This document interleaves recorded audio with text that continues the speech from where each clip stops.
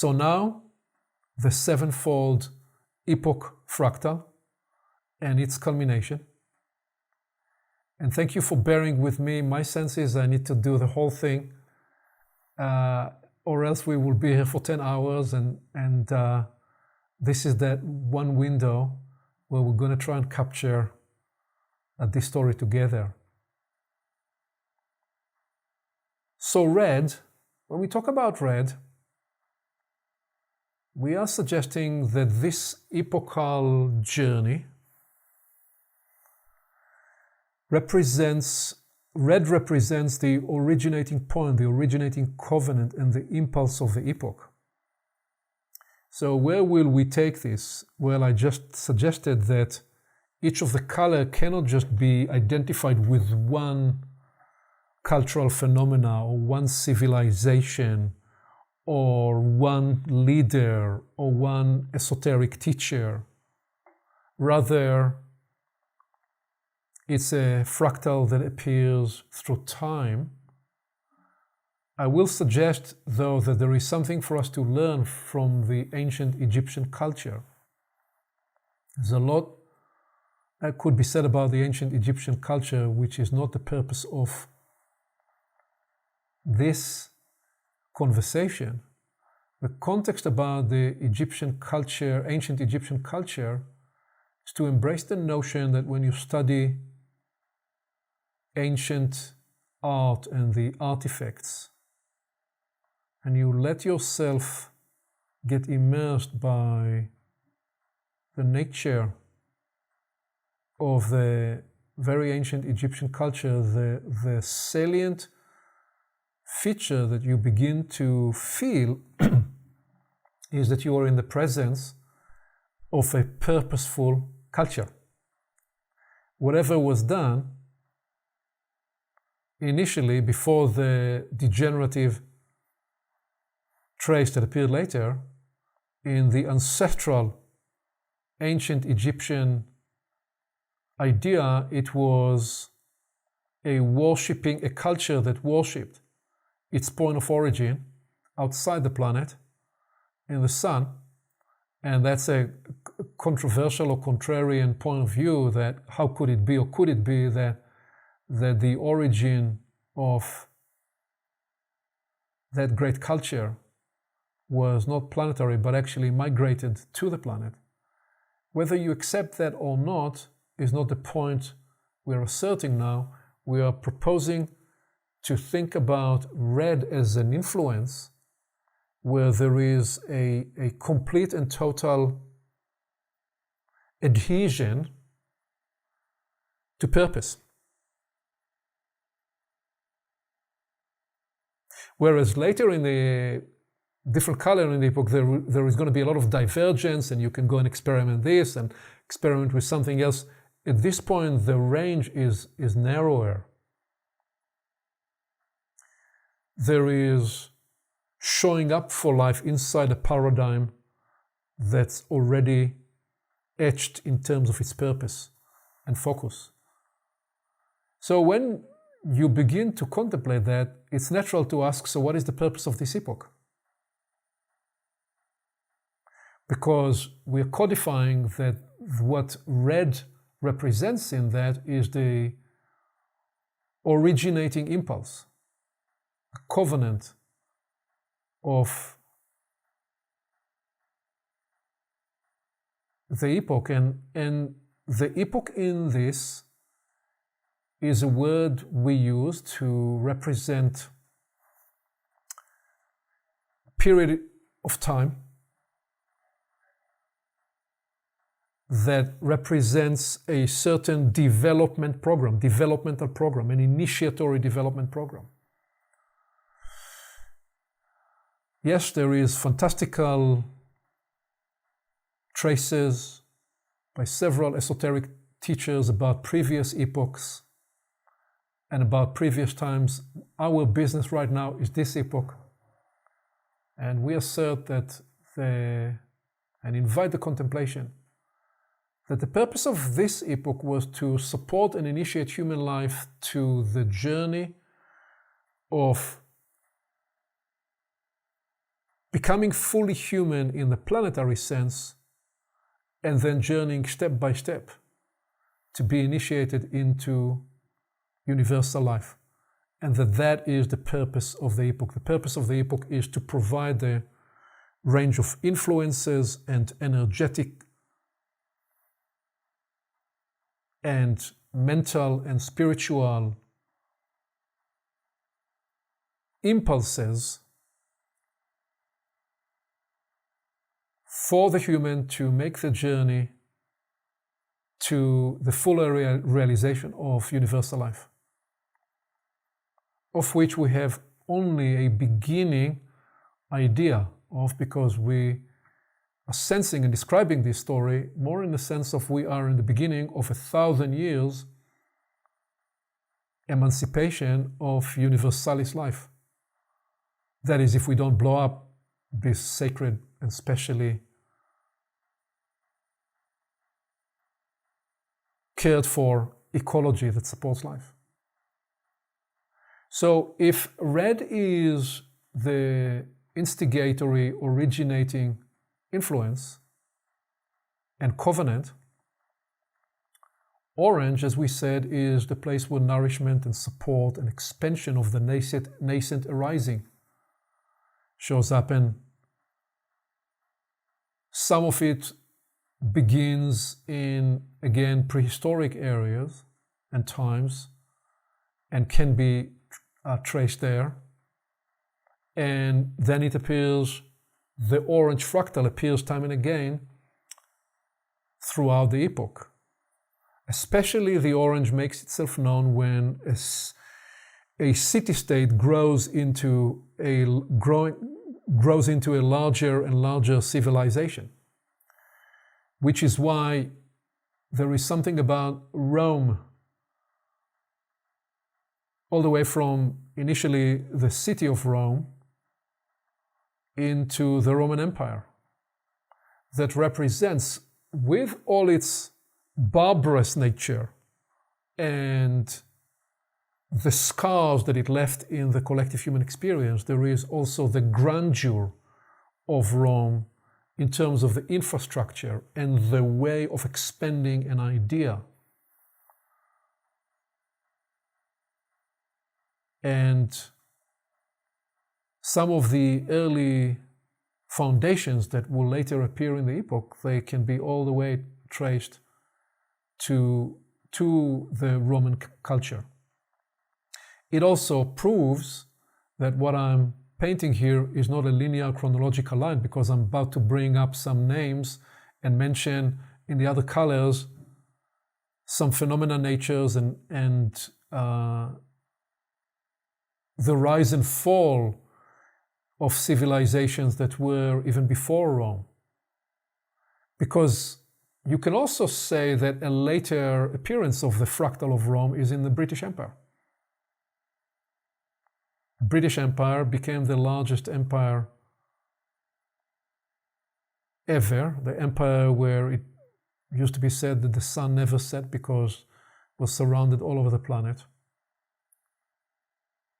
Conquered the planet not by conquering land, but by controlling the sea, which is a very interesting story as to why the modern orange fractal will appear not by conquering land, but by controlling the sea. That's a part of another trace for another time.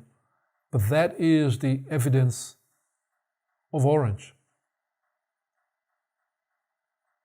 So what is yellow? Well, we said yellow is about reorchestration and realignment and a connection to higher principle.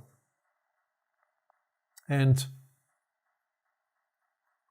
the evidence is that when this epoch was launched, it reached earlier on a very diseased time. And it was at that time that the axial religions emerged. So the emergence of the axial religions represent a fantastic case in point for the yellow fractal, because humanity and the tribes, both in the Middle East and in the area that we now know as Europe and in the Far East, in some ways you can romanticize about the ancient times and how they lived in peace and harmony, but they actually lived in a place of tremendous strife and a barbarous operating system was largely governing the way they managed themselves and each other. And if you are saying, well, how will we initiate humanity to become a little kinder and begin to assimilate a consideration that's more than just kill or be killed, well, you need to begin to introduce new systems of meaning, new storytelling, new what will become theologies. In other words, if the red and the orange is very much about the initiatory journey of the human to become planetary, we will see, as we will add later, the next overlay, that the rise of axial religion is an inflection point where what is being introduced to human life is the two worlds theology in all sorts of versions. All of a sudden, people are prepared to entertain the idea that because life here in this realm is so full of suffering and so full of pain, and more than the fact that it is full of suffering and pain, it is transitory. It's going to end. So you have axial theologies, axial religions and theologies and storytelling that impart meaning of the afterlife and meaning of a world that is not this world but the other world, such that people begin to be prepared to delay gratification and postpone the desires of the moment, the desires of the flesh, in the belief that they are in this way going to acquire immortal life, eternal life. When you step back from the details of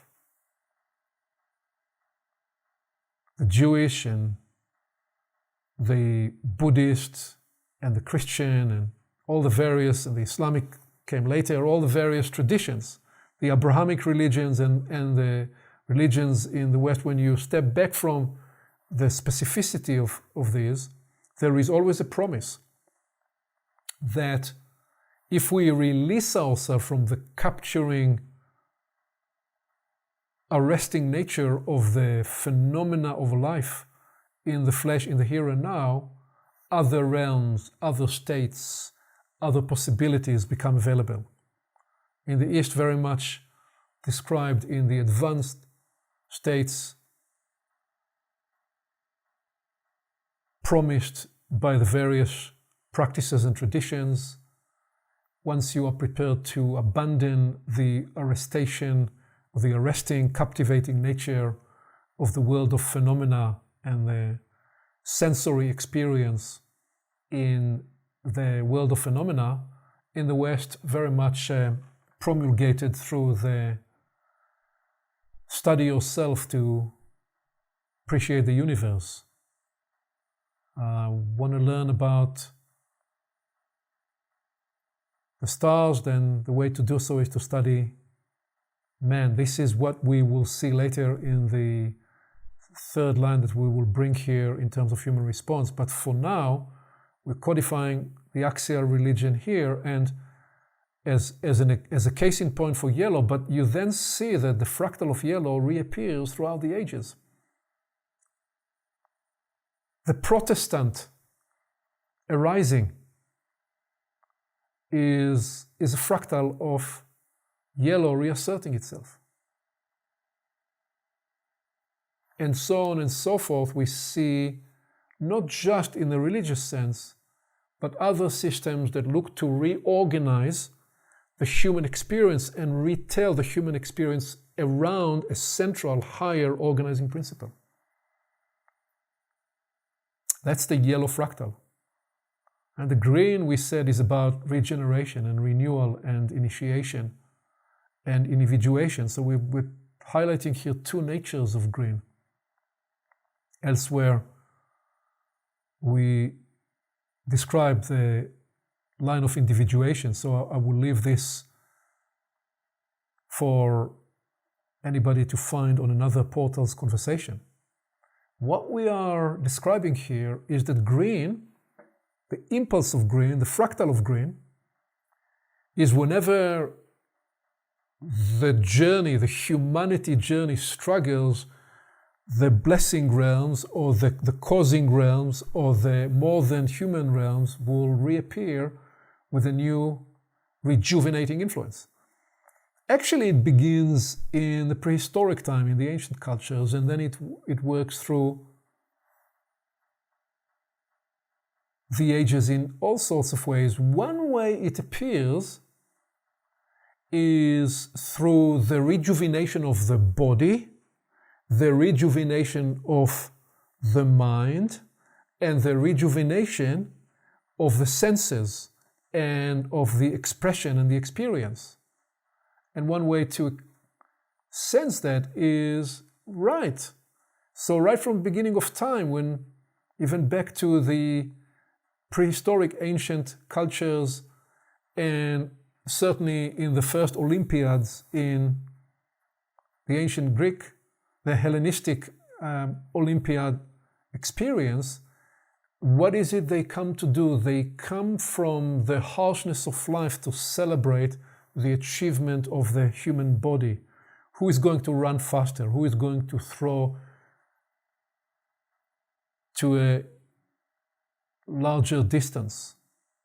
They celebrate the renewal of the human body and the excitement that's unlocked through that. And then there is the rejuvenation of the human capacity to understand and experience, some of which is emerging in mystery schools, some of which is in the thriving of the ancient Greek culture. And the obvious example is Socrates and Plato. Although I will suggest that they are in some way doing a green in yellow in the yellow period, in their own ways. They are rejuvenating and aspiring to catalyze a state of being and a state of looking at life such that it rejuvenates. And the third obvious example for rejuvenation and regeneration is in the many arts that appear earlier on, and certainly through that time and through the ages. And then the green fractal appears time and again, and it appears through the early universities, the early institution of knowledge, which in a minute will take us into the blue space when we codify blue. And yet we see that the Renaissance is an obvious example of a rejuvenation. So yes, the Renaissance appeared after a horrible pandemic that killed and destroyed a very large part of Europe. And time and again we'll see that there is a setback and there is diseased conditions in humanity, and there will be a rejuvenation. So if you tell the story in the reductionist view, in the quote-unquote reductionist line of history, you will always only say, well, there were wonderful people that emerged and they brought rejuvenation and renewal, which is true. We are suggesting that the way to embrace the his story and her story is to recognize that these potencies, these energies, these inspirations, these accompanying more than human realms are always there right from the beginning of the epoch to assist that journey. And that brings us to blue, because what blue is about, it's about the balancing and the coordination and the systemization and the regulation. And some aspects of blue appear even all the way early in the ancient cultures, even in Egypt and in Rome and in all large civilizations, because for them to actually build what they build, they needed to build certain coordination systems. And in the way we tell the Homo sapien story, including the versions of Homo sapiens before this more recent epoch that we are describing, says that there was a blue influence right all the way to the beginning, because the way this Homo sapien came into its primacy was through its capacity to balance and coordinate better than other species. So yes, all these influences that we're codifying here could be traced in much earlier time to the earlier, more nascent arising of Homo sapiens. Again, we are choosing to stay with the focus of this unfolding story and say that therefore throughout the ages in the ancient world and approaching the modern world, the blue impulse time and again represents to us and brings to us the liberators, the framers, the organizers, the dissidents, the lawmakers, those that shape the city-state, the larger state, and gradually all the way through to the modern world, to the global world. Because the inspiration and the rejuvenation of green needed to always be balanced by the structures that needed to be placed to facilitate the progression of the epoch. So as cities grew and as countries and states grew and as federal states developed around the world, they grappled continually with blue. And every time you have an establishment of a system, you have the people that try to break and liberate from the system, because they feel that the way the system was developed oppressed the rights of some of the minorities or some parts of society. And what we are trying to suggest here actually that both natures, both polarities, both ends of that polar continuum, the dissidents and the liberators, the framers and the organizers and the lawmakers, they hold the two ends of the blue fractal.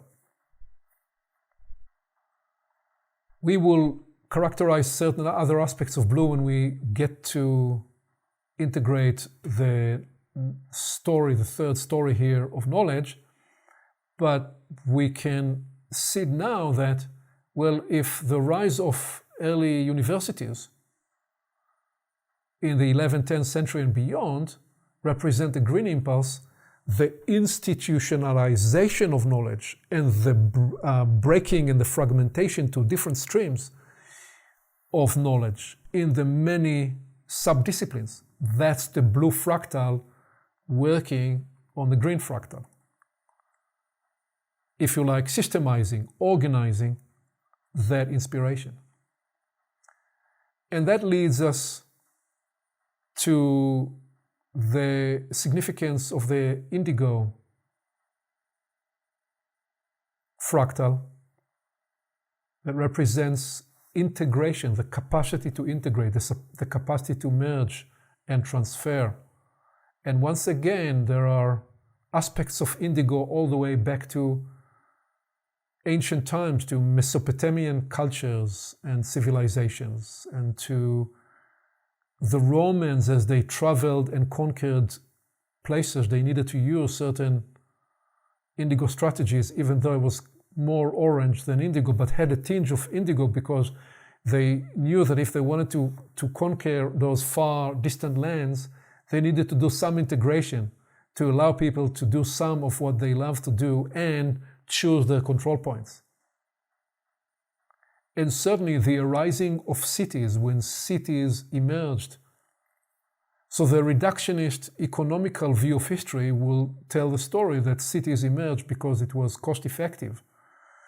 And the point that city emerged was merely when the economic benefits of having those different industries and agricultural exchange such that markets could be developed, that the benefit of that were larger than the disadvantage of the poisoning and the you know, in ancient cities, when they didn't have yet sewage systems and a way to metabolize and process the refuse of that we live as human beings, even in the ancient world. So when they lived, humans and animals together, they lived in a very dirty place, which is why people prefer to live away from the city. But the benefits of cities were all the fast and economic exchange that was developed. That's how you will find that the reductionist economic story of the rise of city is told. We're proposing here that the rise of city represents something much more significant in that it brings online the integrating and merging capacities of humans. And therefore it is part of the activation of capacities and capabilities that will also unlock in the green and the blue dimensions that otherwise would never be unlocked.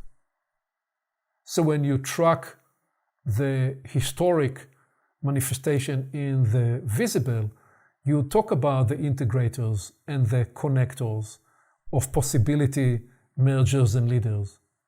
And you will also say, well, so yes, the arising of large cities in the ancient world represented something of that fractal, the significance of Constantinople as the new Rome that was going to concentrate the eastern side of that new Roman Christian culture and what it represented, had about it a certain indigo impulse. And then in the modern world, you can say that the operating system, the know-how of the indigo impulse is the founding of exchanges. Well, first of all, even commerce itself is an indigo phenomenon. The fact that we humans need each other because we each bring our goods and we want to exchange, giving rise to the early exchange in the Netherlands, and then the first exchanges that emerge in the early 1800s in some of the major cities in London and in Philadelphia and in New York. Obviously, that is then being captured by greed and by money on money return. But the original brilliance of an exchange where there is a discovery mechanism for the free market is itself free of the greed impetus and impulse that then captures it, is an indigo phenomenon. So all that is part of how we will tell the recurring of indigo throughout the epoch. All the way to violet, that represents the phase shift transition and reemergence, where we suggest that the 20th century and the transition to the 21st century, and the reason we talk about it as the culmination of the epoch is that all these influences have reached now a point where we are converging with cataclysmic wicked problems that are the character of the culmination of the epoch, and that it needs all the most brilliant capacities coming online of all the levels and natures of transformation and transformation artists and emergence and re-emergence catalyst to avert civilizational elimination trajectory. There's one way to recognize the quickening of the indigo-violet rise is in the emergence of nuclear capability, which comes to indicate that with each of those there is a higher expression and there is a degenerative below the line expression. The nuclear development represented the material world with a materialistic focus, the capacity to cause fusion and breakdown of the material world. So in that it revealed that we have entered the indigo-violet age. And we have since then been on a journey to unlock the higher dimensions, the higher possibilities of human life, and claim the higher possibilities of indigo and violet to essentially rescue humanity and the planet, because too much has been invested in this beautiful story of humanity. So this is the abbreviated story of the his story and her story, to which we add the following dimension, that as we say, every time there is a new release alongside her story, in other words, there is a new permission, a new possibility opening with new intelligence and power to nudge humanity onward with new consciousness, which we experience as new art, new ideas in philosophy, new expression, new way of seeing the world. As that progresses, there is always the temptation of the gravitational pull of taking that possibility and translating that along the conditioning line, the line where the human accumulated distrust and pain and trauma and so on.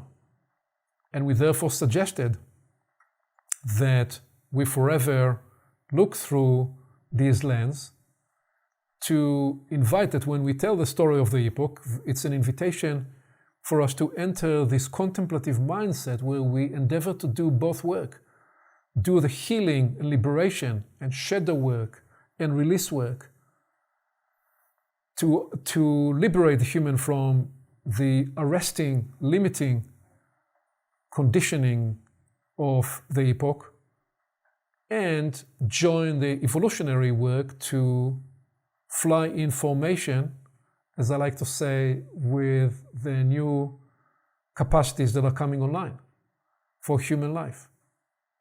So that is how we see these two stories. And now we want to, so I'm visualizing here what I said earlier, truly the fact that the full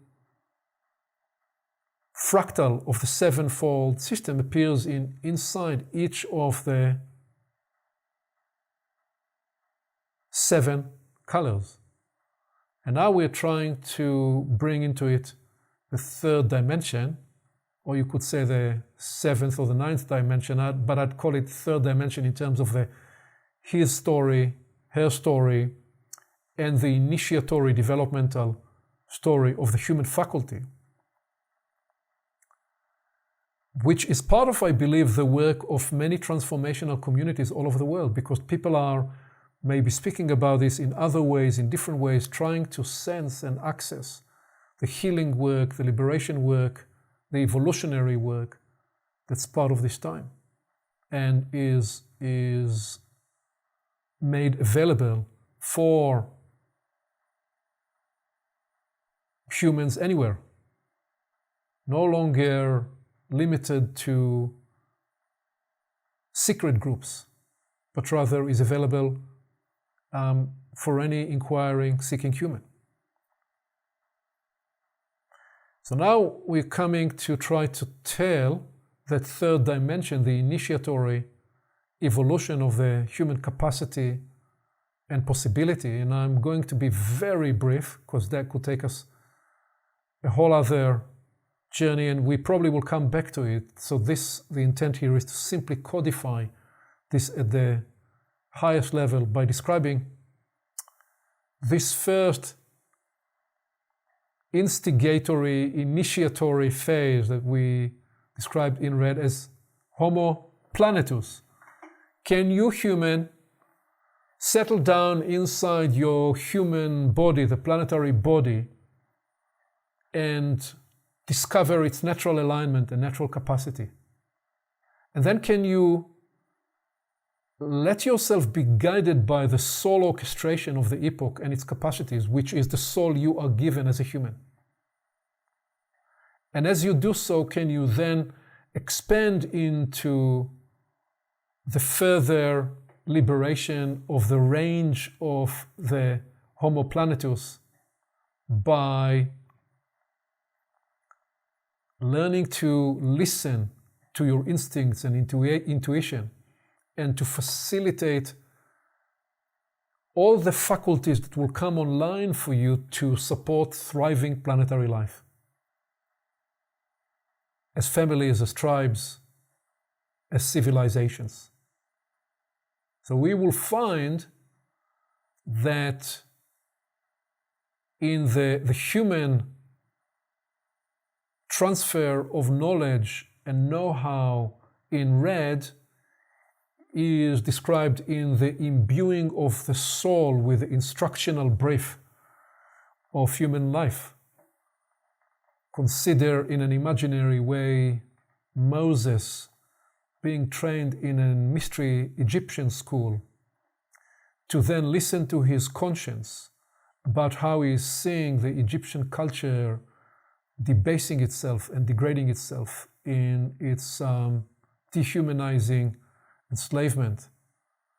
And he calls upon an ancient memory of his trace lines, and he chooses to do what he decides to do. And after he kills the foreman, he needs to escape to the desert, to in the desert be fashioned in his character, to dare come back to the point of origin and challenge the Pharaoh with its own power. That is not conceptual knowledge, as we talk about knowledge with the words I use today. That's not an intellect knowledge. That's knowledge imparted to Moses through his soul and through the inner orchestration of the deeper meaning of becoming a human. And that's why later, when he travels with the people he is liberating, he is codifying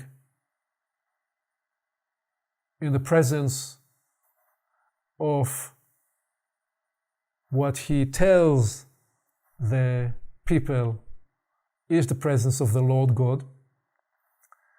Lord God to signify that a local angel presence representing that human covenant, and he is therefore codifying in language the do's and don'ts that became the founding cornerstone for so much that followed in Western cultures and in all cultures.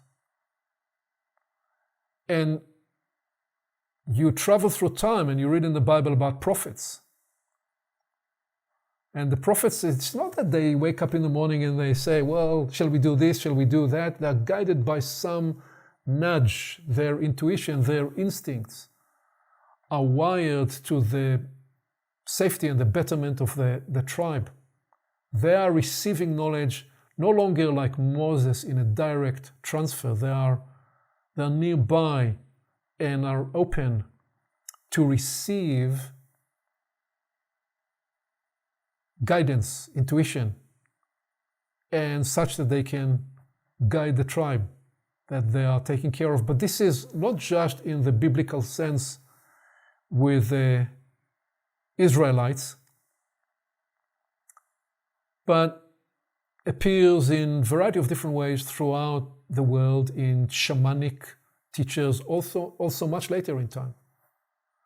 And again, to make the point that this orange way of coming to know is not just in the ancient world, because you have initiates and then you have saints throughout the ages who are in some way able to be porous enough in their capacities to receive knowledge. So you have phenomena like Joan of Arc. And that's just one example of an orange way of coming to know in a much later phase than prophets in the Bible. So then we continue the story, and I propose that what we describe as the rise of axial religions is really the idea that now the covenant of life and the sun-planet covenant to support life and support the arising of conscious life, this is where human beings are looking to embrace a sun-like principle, a unified sun-like principle, which is part of what is codified in the theologies of the axial religions. All of them, each in a different way, where there is a central idea, central organizing system. And in that sense, they impart new theologies, new stories, new maps of meaning for people to convert them from barbarous behavior to more human behavior, because there is too much of the animalistic that still is able to proceed. And this is where the human being initiated to its sun-like nature, sun-like stature, sun-like giving, life-like, leading and inspiring, like all that is to do with what we mean by Homo Solaris. There is in that, can we graduate from the body and the knowledge transfer through the body to that which is above the neck, and the miracle of all that the capacity that's locked in the head represents. That is what this initiating phase leads to, and that leads us to Homo Galaxius, because indeed green in that is the initiating discovery and inspiration that leads to the activation of the intellect and the capabilities and the expressions that come online, all the way from Aristotle, if you like, taking Plato's inspiration of Socrates and seeking to systemize it. So I'll bring the Homo Cosmicus together, because it's nice to talk about them together, because so much of the new spaces of learning and discovery in art and expression and the capabilities that are unlocked, they then need to be systemized and structured and ordered and developed into disciplines. And we see this all over the world. So, as an example, the different philosophical lines and the philosophical schools is where the blue appears into the 14th, 15th, 16th, 17th century, but you can find the earlier traces of that all the way when you go back to the Stoics and the other schools that they grappled with. So right there in the ancient Greek culture, you have the founding instigatory impulse of the green and blue very much appearing through the yellow time. And we've in many ways lived through the entire epoch as these three fractals repeat themselves and replicate themselves and re-emerge in new ways with new potency. But then you begin to see the indigo arising in recent centuries, where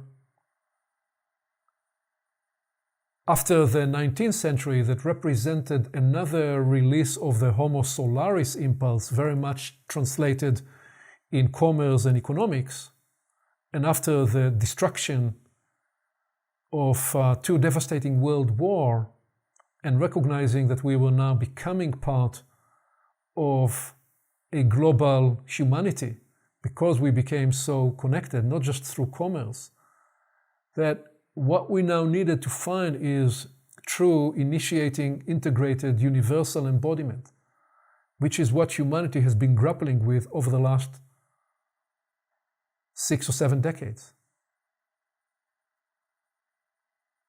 So the future is in front of us in the idea of Homo Universalis Infinitas, possibly populating the future for the next 1,000 years.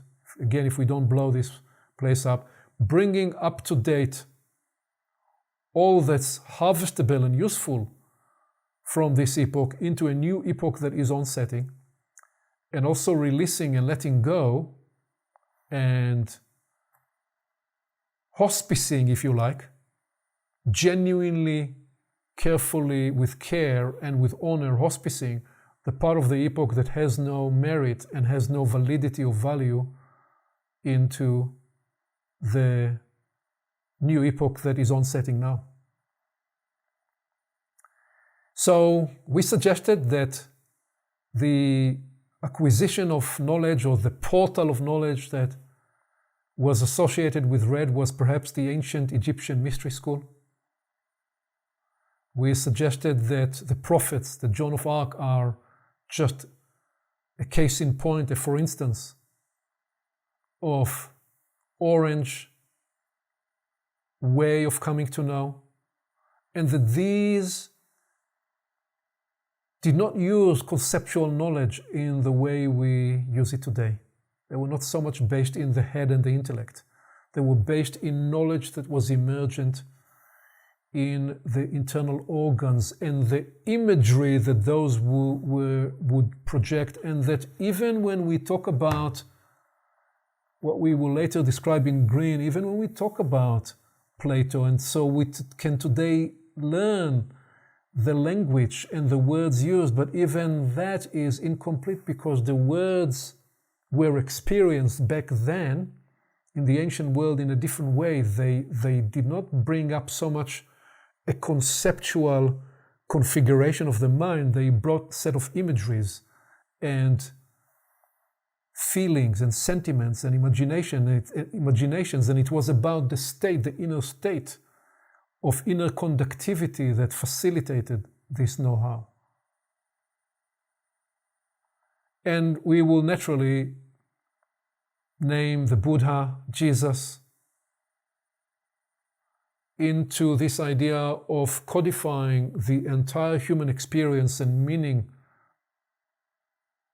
map inside a new story. That is very much a sample. And then you'll have people who throughout the ages will try to renew that and recapture that thread and renew yellow, and very much renew yellow sometime with the help of green. So we spoke about Plato, we spoke about the Renaissance, and we mentioned Aristotle as an earlier blue influence. And later we see the emergence of Galileo and Copernicus, and as you said, Kyriaki, These were people who were pioneering the scientific method and were engaged with that as part of the fully explored, integrated experience of human life, with them grappling of how to integrate with their early scientific discoveries inside the greater nested lineage of a human experience and knowledge and the tree of life, if you like, with all its many roots and all its many branches, including spirituality and religion. Newton was a devout researcher of the Bible, all while he was codifying and at the frontier of new physics.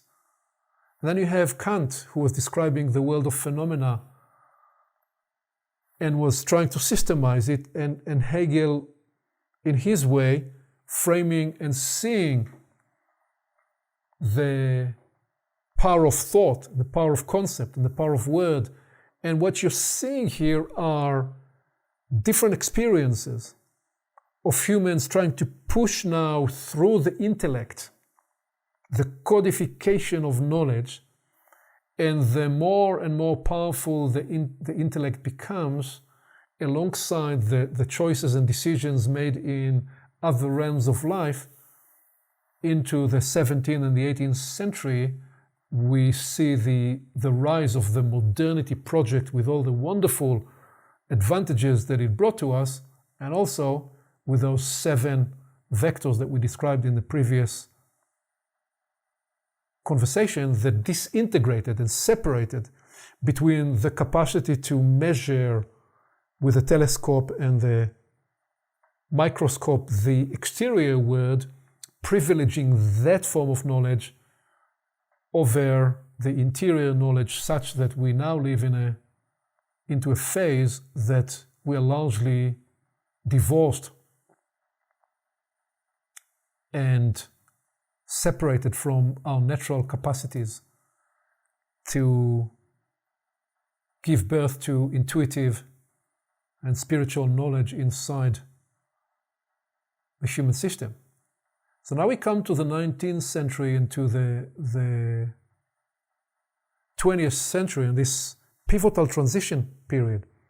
And we see the rise of Freud, who's trying to establish psychoanalysis as a science. But what is he doing? He's seeing that the human has reached a certain wall, and there is a need to integrate the unconscious. So he is looking to do the work of integration. There is an aspect of indigo in that. And he argues with Jung, because Jung wants to go beyond integrating the unconscious. Jung wants to go beyond that to integrate the collective unconscious. So we're seeing here 2 ambassadors of the indigo knowledge. And we're seeing in parallel, on the esoteric line, Gurdjieff appears with his body of work saying 2 things. First of all, you people are locked in your head, and then you're locked inside your habitual life. You're an automaton. So I'm going to lead you through various practices to discover a place in yourself where you can develop inner conductivity. It's not his words, it's how I'm reinterpreting the journey, such that you may be able to release yourself from the imprisonment of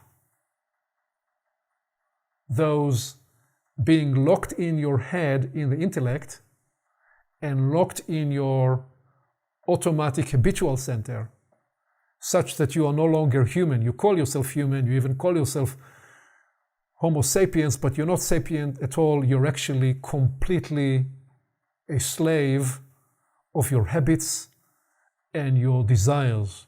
So he's trying to release the human in this way. Now, right about the same time as he is operating,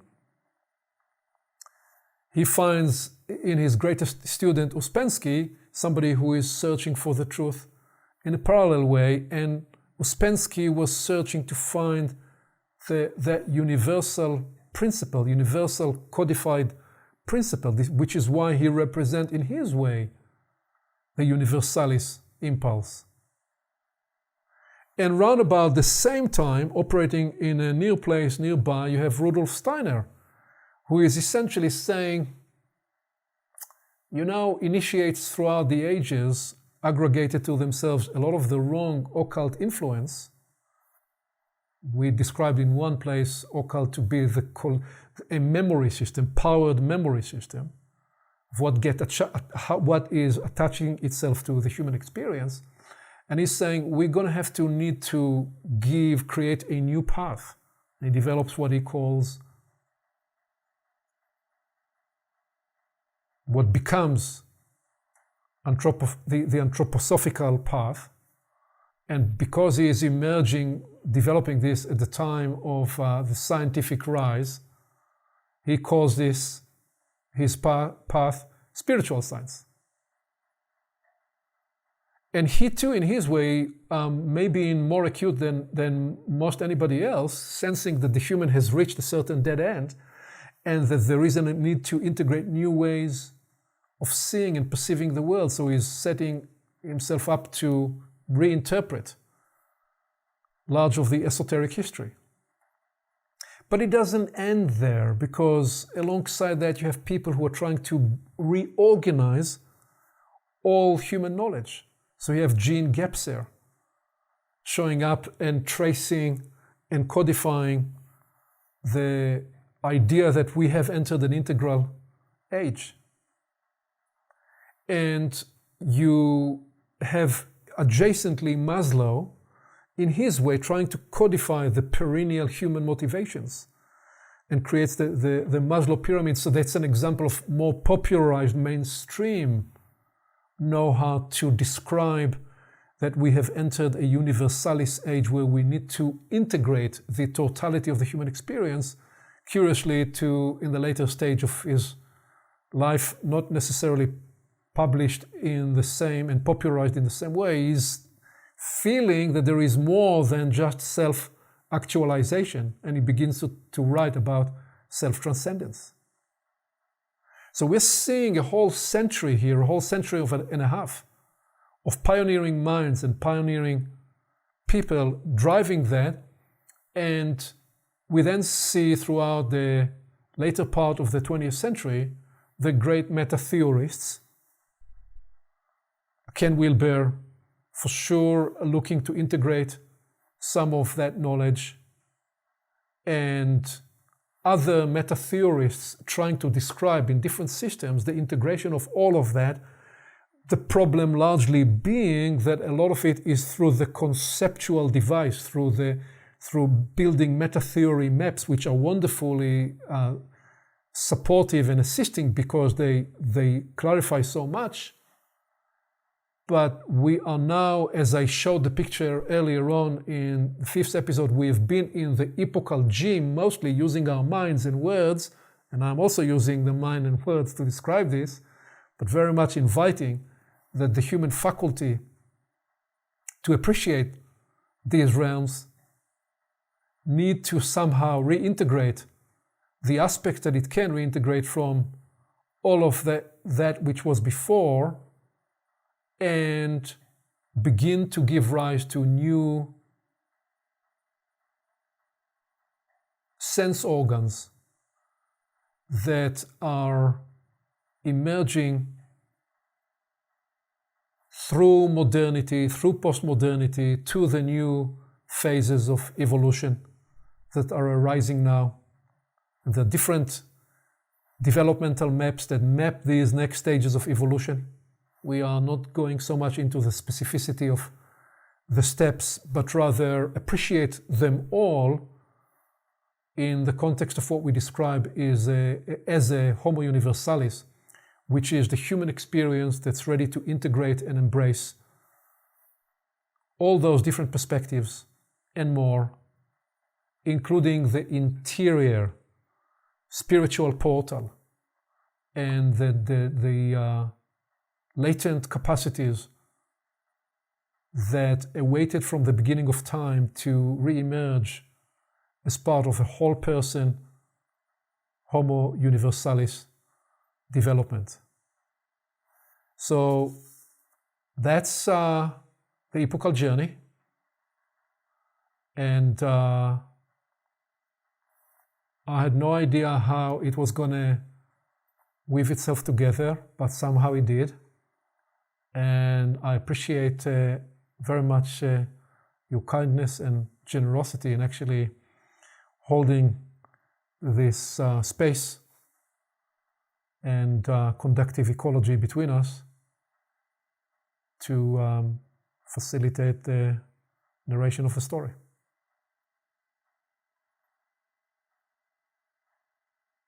I'm not going to put you on a spot and ask you to try to make a commentary on all that we just went through, but I appreciate anything you'd want to say in terms of how you experience this story.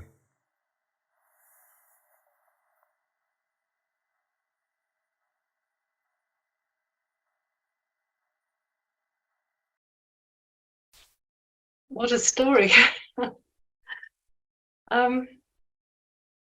Yeah, a few thoughts. It's extraordinary that it is a story. You know, the fact of the epoch having a purpose. And I mean, that is a one line that I think you started with. But just to sit with that for a minute, that in the same way you talked about the arising of the human in a scientific way, it can be looked at in isolation and as a sort of a random event, or you can look at evolution as a progressive line of caveman through to now. But then to look at it as a journey of purpose to fulfill the human potential is, and the most extraordinary layers and depth that you have narrated in one go. To begin to perceive that is totally awe-inspiring.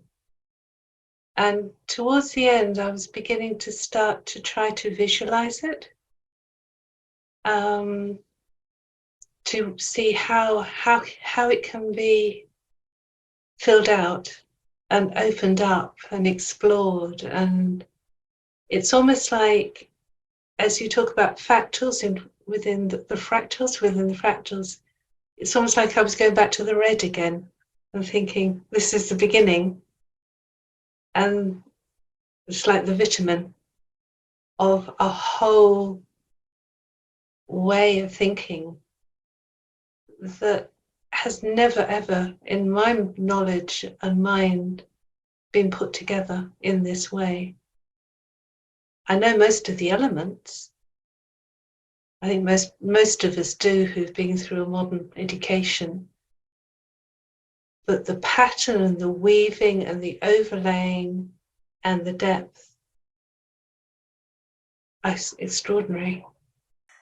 Well, I'd say we're only scratching the surface here. You could take the rise of the internet or the rise of the computing revolution and actually tell the story of that technological revolution in its own sevenfold way. We're not at the end of the story, but there is a compelling way of seeing that. You could look at the history of the United States and tell that story this way, and you could look at the history of the country where you are, England, the United Kingdom, and tell its sevenfold story, let alone where Kyriaki is, tell the evolutionary story of the Greek culture. So we're just merely scratching the surface. The reason I attempted to put it all together is so we have this become a scaffold for whatever foray, whatever research we want to develop from that. Can I just say one more thing? As you were the words you put with the human response, I think initiatory and developmental, I had a little arc back to the previous recording, and I think it's useful to bring that in for people who've been with us since recording 1, that the looms to do with space making and inquiry and the universe being a movement are also very, very important scaffoldings for this work. So I wanted to link that together. Thank you. Thank you, Karen. You're essentially saying, go back to earlier episodes when we described what a loom work is and why it is a practice that will help actually process and metabolize through this story. Because although I didn't use loom in the way we visualized it in the earlier episodes, this is based on the loom process methodology and the idea that the human is a symphonic arrangement. And actually, they cannot be separated. We cannot truly understand his story without her story. We cannot understand a thought without its feeling. We need to learn to reintegrate a thought and a feeling because they belong together. We need to learn to reintegrate the scientific inquiry and the spiritual and religious inquiry. They belong together. That is what we are essentially proposing here in the operating system of the Universalis inquiry. Please, Kyriaki.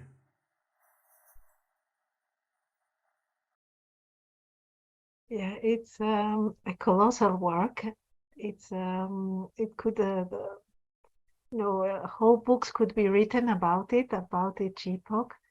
I love very much this the loom of the sevenfold unfolding that can be applied in business, in family life, in looking at one's own life or at any culture or any domain. As a growth initiation pattern. And sometimes we get frozen in a specific stage. And it's very important to know that there is a next stage and a next stage, or there are fractals within each stage. And that each color, in a way, each stage is connected with a higher influence that comes to support, to awaken, maybe to open up a time capsule that is inside us. And I see really the awakening of the human as a mystery school, or as being a student in a mystery school of the universe, let's say. That's right. The epoch is the mystery school of the universe. That's exactly right. Yeah, and we are students in this school, humanity, and each one of us. I think it's a wonderful way to approach our existence, really. And as Karen said, that there is a purpose in this journey. Obviously, with these stages, you see the growth, you see the struggle, you see the different representatives. There's a design in it. There is a reason why this is happening. That's the only thing I'm experiencing. And that it's not finishing, it's going somewhere. This is thank you very much. Thank you. It's not finishing. It's not finishing, and we are in the indigo violet phase, and the chaos and the confusion in the world is a symptom of that phase shift. And that's why we are engaging in this storytelling to bring some scaffolds into the shift, and also by way of inviting the kind of integration we need to go through, such that we are able to face these times and participate in the easing of the epoch into its next phase, being dialytic, such that there is a dialysis process for the epoch, and what needs to be hospiced is released, and what is ready to be midwifed into a new future possibility is integrated by the human experience. So thank you very much. To be continued. Thank you. Thank you.